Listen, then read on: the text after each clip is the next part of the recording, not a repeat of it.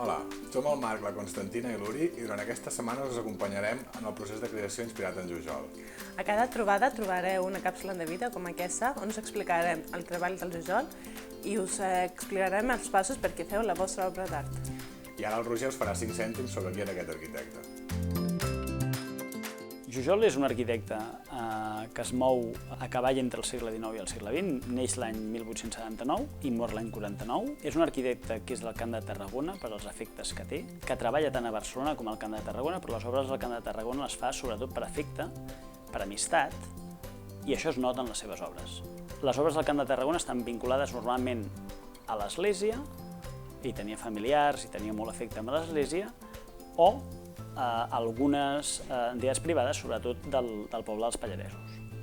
Aquesta època entre segle XIX i segle XX és una època especialment interessant per l'arquitectura perquè hi estan havent molts canvis a Europa i aquí també.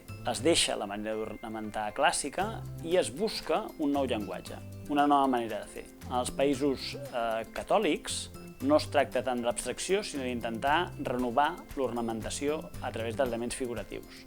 Jujol, per tant, continua amb la tradició decorativa de l'arquitectura que li han ensenyat a l'escola i el que fa és intentar-la renovar, intentar que el llenguatge figuratiu sigui un llenguatge modern, un llenguatge nou. La modernitat de Jujol, no el modernisme, sinó la modernitat rau en això. El procés creatiu és una exploració constant. Totes i tots els grans artistes i artesans tenen el seu procés de creació que els identifica. La manera de treballar de Jujol es basa molt més en la idea de reutilització dels materials que no pas en que els materials es vegin de manera pura. L'arquitectura que intenta modernitzar-se en aquest període a través de l'abstracció es basa en la puresa dels materials i en com aquests materials s'expressen. Per exemple, el formigó, el ferro, etc. Jujol no vol això. Jujol el que vol és que l'aspecte figuratiu sigui nou. Quan Jujol agafa, per exemple, un pot de lleixiu i el transforma en un ànec, a Bràfim, el que fa és dotar-lo d'un nou significat.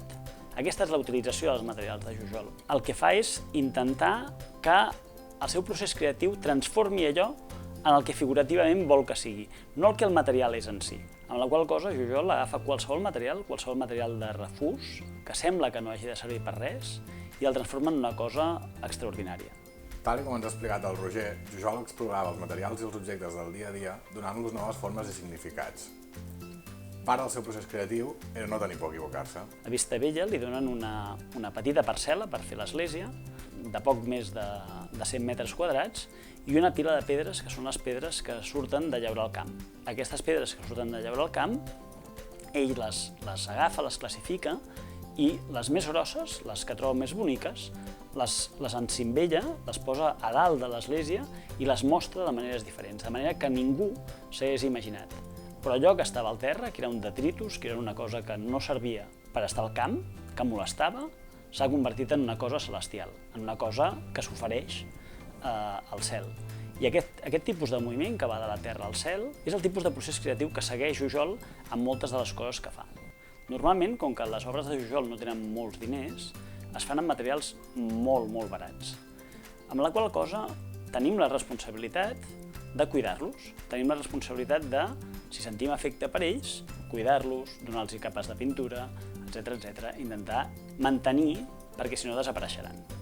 En aquest projecte us convidem a explorar el treball de Jujol i a partir d'aquest crear el vostre procés de creació.